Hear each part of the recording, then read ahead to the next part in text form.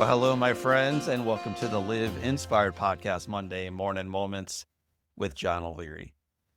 There's a quote from Andrea Gibson that goes like this: "Let your heart break so your spirit doesn't." Briana Morales was ready to give up.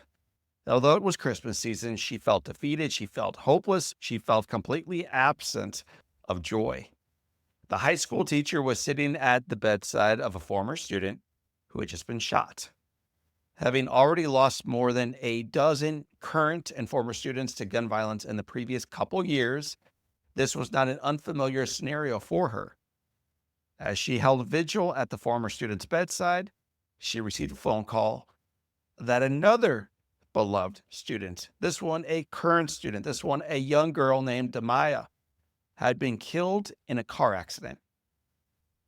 All of a sudden, the losses felt like too much, and she began to question if her work was even worth the effort.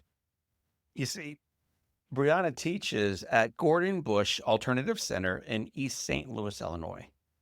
Though just 20 miles from where I grew up, it feels like a world away. While I enjoyed two loving parents at home, a brother, four sisters down the hall, a dog in the backyard, family dinners on Sunday nights as a boy, the realities faced by the young people in East St. Louis are far different. In this community, 1 in every 3 families makes less than $15,000 a year. Couple this with housing uncertainty, food insecurity, exposure to gun violence, incarcerated family members, and substance abuse issues. Perhaps it's not surprising that many kids in their communities feel hopeless and powerless. Feeling powerless herself, Briana was ready to walk away from it all. But then Briana remembered the why behind her work. She recognized that it was in opening her heart to the weight of the challenges and suffering around her that she came to know herself, build confidence as a teacher, and connect with her students in ways that change lives forever. It was in being present to the struggles of her students, not in hiding from them, that the classroom became a place where students could feel the loss, they could discuss the struggle, they could process trauma, and find personal empowerment through writing. Briana left the bedside of her former student, but not the job that originally brought them together. She recommitted herself to the students, to their families, and to her community. She raised funds for essential items to support the students in their homes. She became the first call when something terrible, or sometimes something amazing, happened in the students' lives. She even opened up her house and became a foster mom to teenage boys after seeing how many of those students were now wards of the state. Mere months after the inflection point of sitting at the hospital bedside contemplating her departure from education, Briana received yet another phone call. This one, sharing the news that she was going to be recognized with the prestigious award of Teacher of the Year for the state of Illinois. Briana, my friends, is an outstanding example of someone who is on fire for good. She is quick to remind those around her, though, that there's something for everyone to do, and there's a way that each of us can improve the lives of those around us. Regardless of where we live, what we do professionally, we are bound to encounter stories of struggle.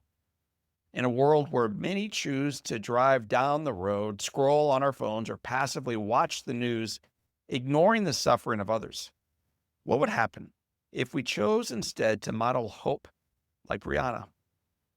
Although potentially painful, certainly, to lean in, to step forward, and to strive to take action to meet others in their most difficult moments.